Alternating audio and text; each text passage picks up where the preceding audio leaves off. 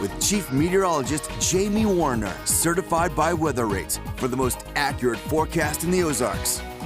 Well, these long, quiet days are just about to come to an end. We're going to see our pattern turning more active starting tomorrow. Outside right now, though, it is a quiet late summer night. Skies are clear.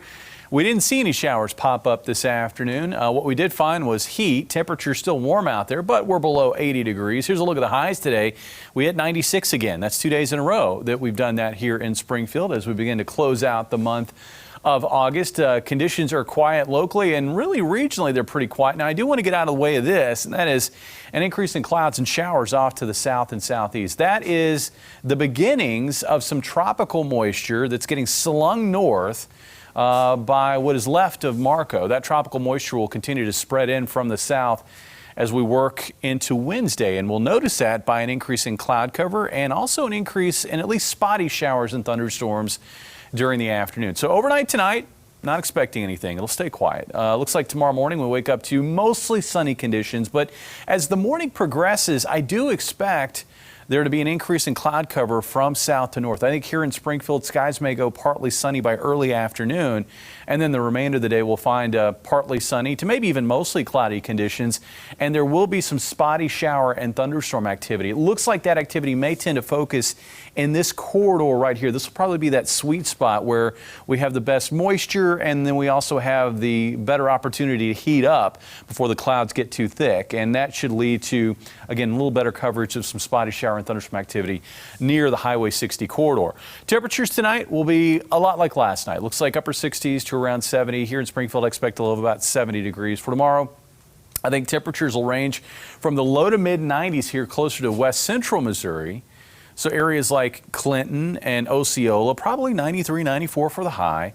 Here in Springfield, around 90 for the high. But areas to the south where clouds arrive earlier in the day, we're going to be looking for highs there in the mid to upper 80s.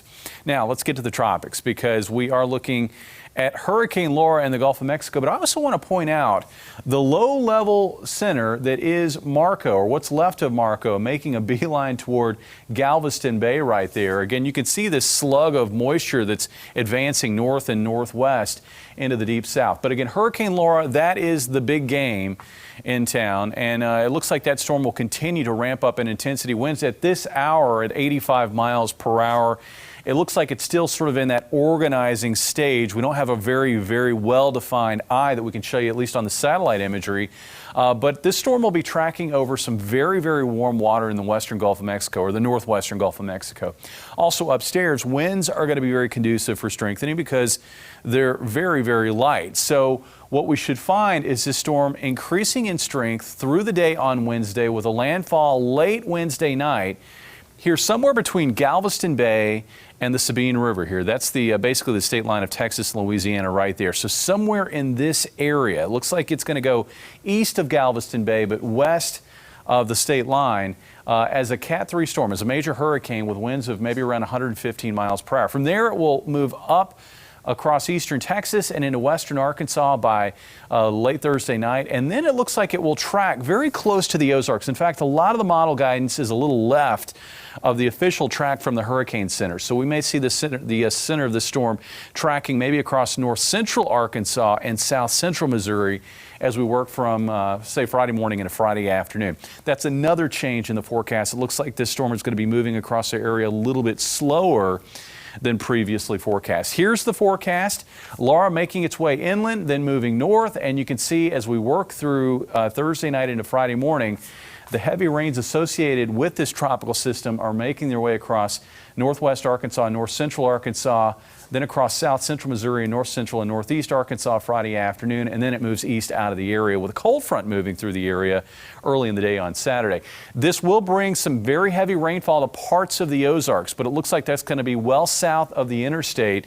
Here we could see 1 to 3 inch rainfall totals from Harrison northeast up towards, say, West Plains, possibly as far north as Eminence.